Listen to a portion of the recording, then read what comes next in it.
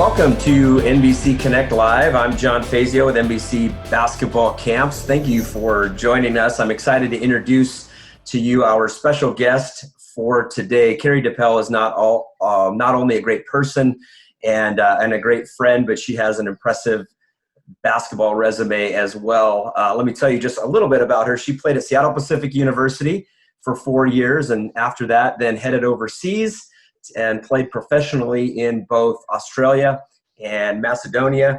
When she came back to the States, she decided to pursue a career as a college basketball coach, wound up at Montana Tech University in Butte, Montana, home of the Ore Diggers.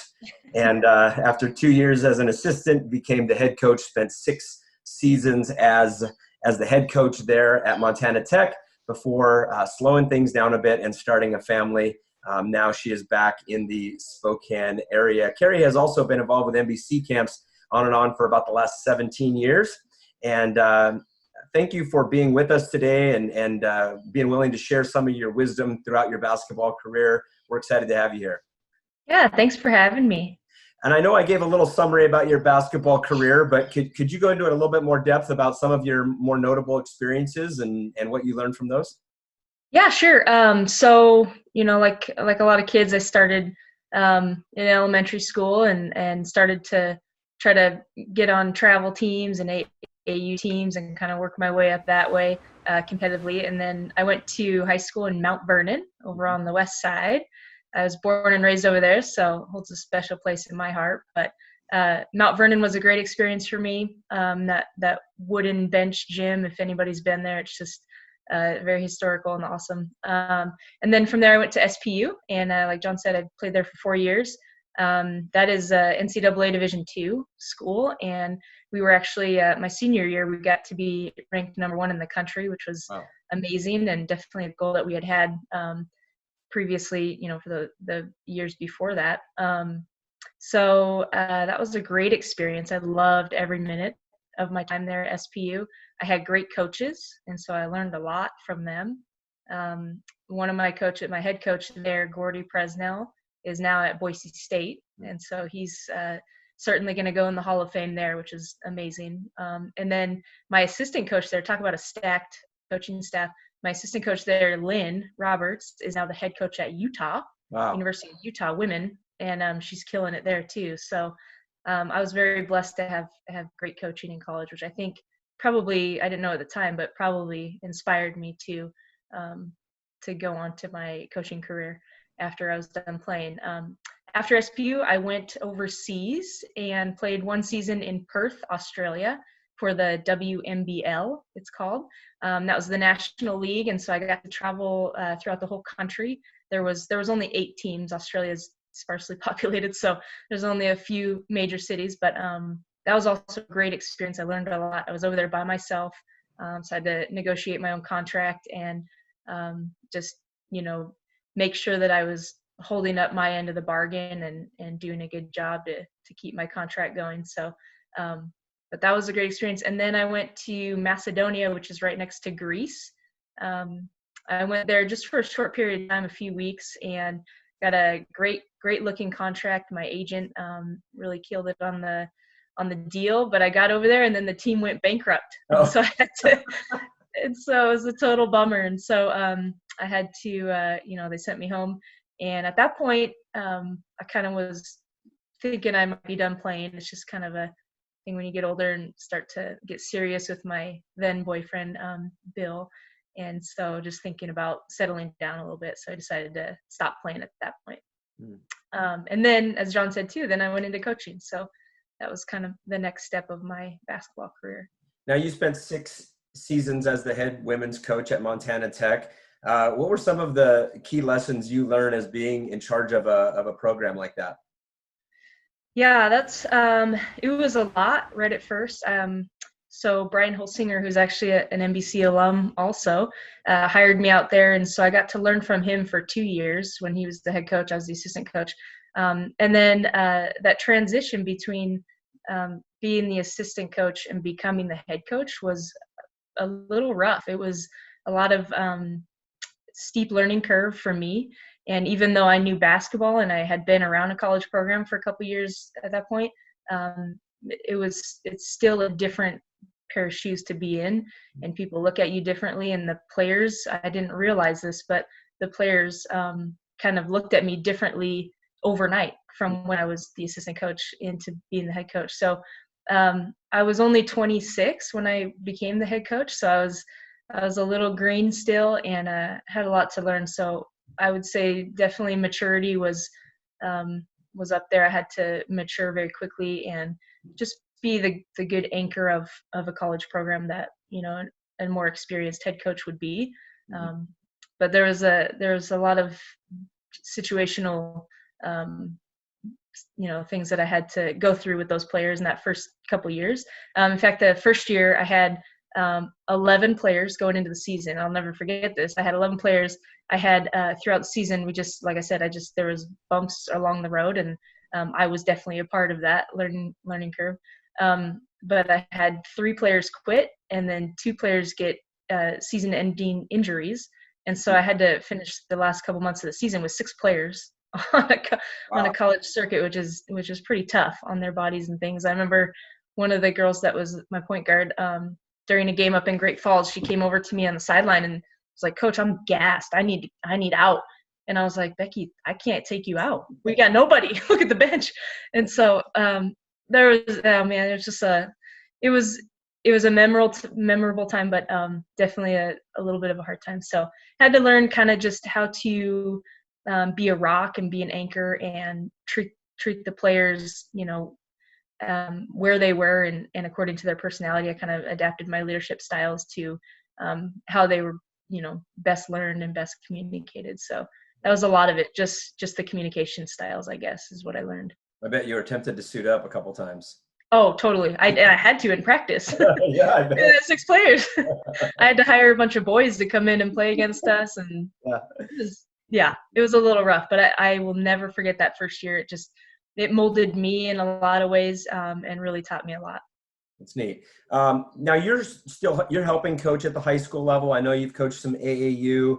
One of the things I hear from campers who are moving up into the high school level, maybe they're from a small town, or maybe they're kind of that tweener player that maybe could go play at the next level, but not really sure. A lot of them want to know, like, how do I get seen, or how do I get on the radar of a college coach? How can I get my name out there? Do you have some thoughts or advice for players in that position? Yeah, and I'm actually currently helping one of my players out at Freeman High School.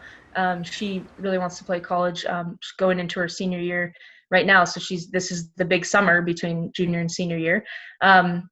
So I've kind of put together a list for her on what I think is important as far as trying to get noticed, like you said. Number one, I would say, is just remember that you are in charge of your college decision. It can't be an attitude of, I'm going to sit back and wait to get noticed. I have to go put myself out there. And you could be a perfect fit for a program, but they don't either know about you, they don't go to a tournament that you're at, or they just haven't seen you. So you got to put yourself out there. So for me, the first thing I did with this player that I'm helping right now, I wanted her to understand the divisions of the colleges, because that plays into it. So like there's basically 5 major divisions of college basketball. NCAA Division I, everybody knows those schools. NCAA Division II, kind of the next tier down. And then NAIA Division I, which is where I coached at Montana Tech. It's kind of the next one after that. And then NAIA Division II, and then NCAA Division III. So those are the 5 different divisions. And starting from the top, the way I described them, they kind of go from being able to offer a lot of scholarships to no athletic scholarships. So there's different, financial impacts of that. And then also the playing time. You know, you need to be realistic about where you think you are as a player versus maybe where you want to be.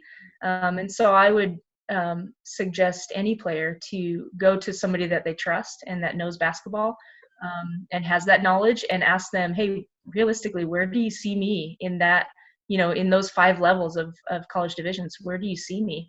And, get a few different, opinions, and then form your own opinion. And then from there, once you understand the divisions and then you understand where you're at, then you got to decide what's important to you for your college decision. So what's important to you as far as playing time? Do you want to play a lot, or do you want to go big time and sit on the bench for 4 years?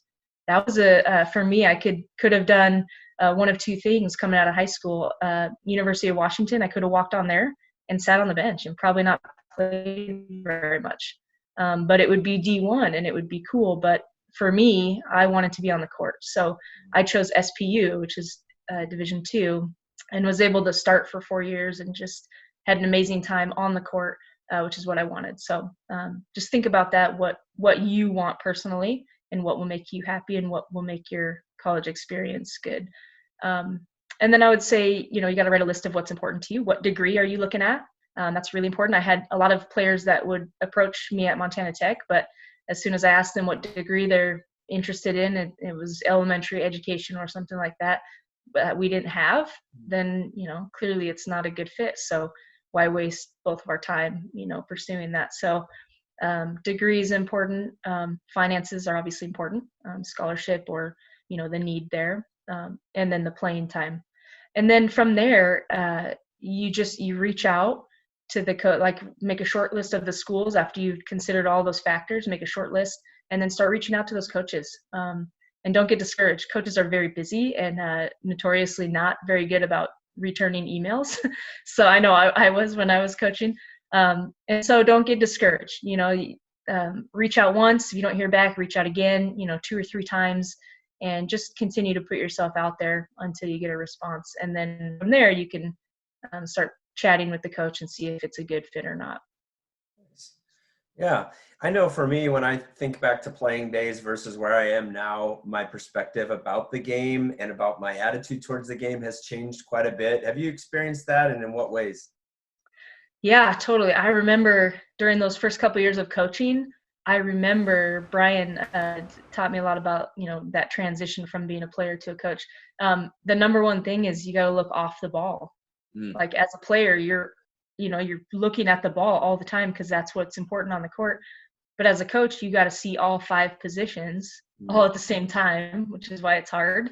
And you got to see off the ball. So honestly, most of the time when I'm coaching, I'm standing there and I'm not watching the person with the ball. I'm actually watching everything else going on. And so, on both ends of the court too. So offensively, you're watching how the play is going, who messed it up, so you can yell at them and then timeout. Watching the rest of the play, are people setting good screens? What kind of defense is the other team in? There's so many things besides just reacting to what the ball is doing. And then on the defensive end as well, just really important. So off ball understanding of the game was probably my biggest adjustment that I had to go through for that. Yeah. I think one thing I've observed from you, knowing you for a long time and being a friend of yours, but also coaching with you at clinics and camps, is you have a really neat ability to engage the person you're speaking with. So if you're teaching a player something, you can really see that you listen well and that you engage them. Where do you think that comes from? And obviously you feel like that's important or you wouldn't do it, but how has that become a gift of yours? Oh yeah. I'm not good at a lot of things, but I do think that's one thing that I have. And I think it definitely came from my parents, on a personal level.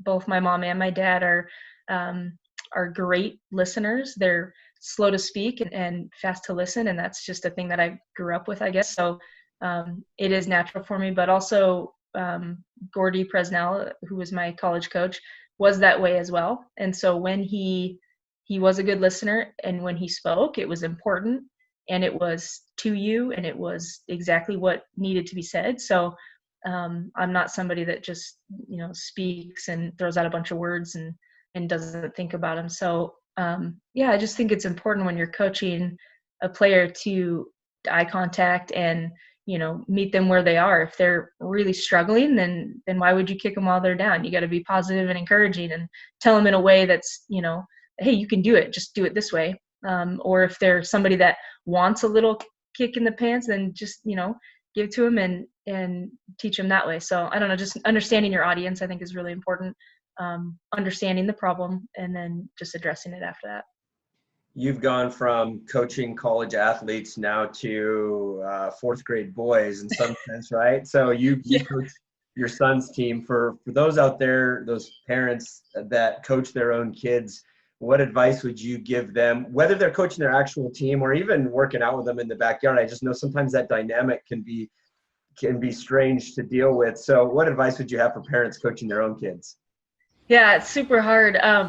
I'm doing it, like you said, and my husband coaches also. We have 3 kids, and so between the two of us, we're constantly coaching one or all of them. But I would say the main thing that I've found is just to remember how old they are. Mm, It's easy to, especially when they're your own kid. I think we all as parents, we expect more of our own kids than of other kids, honestly. And so I tend to expect more of him, and think that he's like an 8th grader and he's just a 4th grader, and he can, he's just a little kid. So I think just remembering how old they are. And then also I cannot think of a good reason to grill a kid after a game. If you're the parent and the coach, it makes it even worse, because then they're getting it from 2 different perspectives. But I just think, man, I love watching you play. It was so fun to see you out there. That is a perfect response after a game, whether they win or lose. So in my opinion, after a tough game, I've been disappointed in my son at times during his games, but afterwards I just really try to remember, that it's just they don't truly understand. They don't have the life experiences that we as adults have. And so, for example, I think that if I had worked harder, maybe I could have gone to play at a higher level. And so I feel that inside, and so I want him to work hard and have all the tools to be successful and achieve all of his dreams. But I can say that to him with words, but he doesn't understand. He's 11. So truly, we can't expect the world from them. And I just keep it fun and keep them wanting to play. Don't make it a job when yeah. they're And when they're a I kid. think you make a good point. I think oftentimes there's a tendency to make it about my journey. I want Mhm. you to be this way. I want you to become this kind of player. And that's not always going to line up. Some kids are going to want to become much more. Some kids aren't going to want to become that at all. And Yeah. for us as parents to be sensitive to let it be their journey, let it be their goals, their passion. And if they love it enough, they'll dive in and they'll put in the work. And if they don't, they won't. They'll go find something else, right? And then we can encourage Exactly. those. Yeah, and I mean, there's nothing. We push our kids. I don't think there's anything wrong with expecting, that they work hard and they put in the time and effort and things like that. I expect that of all my kids. But yeah, I just think that our story is not their story, so we need That's to great. be respectful of that. As we wrap up a little bit here, I'm thinking of a lot of young athletes that are stuck at home, have been for 2 months, might be for a couple months more, who knows? What what uh, what wisdom, what advice, what encouragement would you give them if there's not an opportunity for them to get out and go shoot hoops like they like to, or get together with their team? What could they do now? I think honestly, there's a couple things that you can do. Ball handling is so important, and it's not glamorous, but it is so essential to being a good player. Because if you can't handle the ball, even if you're a post player and you think you don't need to dribble, you still have to be comfortable with the ball. So any type of dribbling drills that you can do, even just messing around, having fun. It doesn't have to be serious and crazy. Just having the ball in your hands, just working on different moves or having fun trying to invent different moves. I mean, the more time that you spend with that basketball is going to make it second nature to you. And then that's when your game opens up and your eyes can open up and see Mhm. other things that are happening on the floor, and because you're not worried about the ball in your hands. So I think ball handling for sure is something that people can do. And then shooting, if you have a basket outside somewhere, just if you're a shooter, there is a spot for you somewhere. I mean, if you can knock it down, you could be the worst athlete and you'll probably still get some time somewhere, because just putting that ball in the basket is so important. And then the other thing is just developing a hard work ethic. Just get yourself out there, even if it's for 5 or 10 minutes a day. Just the consistency of putting in that time, even if it's not a long period of time, will develop that work ethic with you. And so when you get to high school and you're trying to make the team, or you get to college and you're trying to do a good job, it's nothing new to you to have to work hard every day, go hard one day and go to sleep and wake up and do it all again the next day. It becomes a habit. So I think that's something that kids could do at home right now. That's great. And if I could add to it too, as I've observed, a lot of kids are really limited to just stationary ball handling, in the garage right now. One of the things that's really challenged me is find a drill that you're really bad at and just work at it for a week, 10 minutes a day, 15 minutes a day, because not only is it going to build your coordination, but it's going to build your mental toughness, right? Like, can you go do something that you're going to fail and fail and fail and fail and a little bit of success, fail, fail, fail, a little bit more, and then after 2 weeks, 3 weeks, all said, wow, I'm actually getting good at that, and I think it's a great thing to build mental confidence too during this time as well, Totally. It's a goal that you're achieving. It doesn't matter if it's big or small. It's just the practice of setting a goal and achieving it and working hard through it. I mean, that's a huge thing. Actually, that reminds me of a story when I was in college. I remember after my freshman year, I was that summer I was working on all kinds of dribbling moves that I could do between my legs, behind my back, the in and out, all this stuff. I just worked on it all summer, and then I came into the season, and I remember, I don't know why, but I remember clear as day, the time when I did like a between the legs crossover, and I totally juked this girl out, and she fell over in front of me. And it was totally second nature because I had been doing it all summer, but it's the first time that I had done it in a game.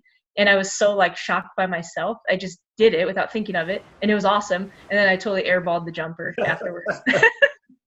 But I just remember that. I don't know why. And that key, like, it motivated me to continue working on things that I wasn't good at, because I realized, it worked. I worked on it all summer, and I actually just did this in a game, and it got me open for a shot. So that was pretty funny. Well, Kerie, it's really neat to learn from your experiences and wisdom in coaching and as a parent of your own kids. Thank you for all you've done for the NBC Camps family. I know this is a tricky time, so I've really enjoyed learning from people that are within our sphere of influence, and you obviously have great wisdom. And one thing I really love about you is just your genuine nature. I mean, if people talk to you, they know you care about them. They know you're willing to listen. They know that you're taking them seriously, no matter where they're at or what they're doing. And I think that's something that we all can work on, whether we're a parent or a player, teammate, coach, whatever. That's a great example you've set. So thank you for that. Thank you for taking time with us today. Look forward to getting back out on the court with you soon, hopefully. And thanks again from all of us at NBC. Thanks, John. I appreciate it.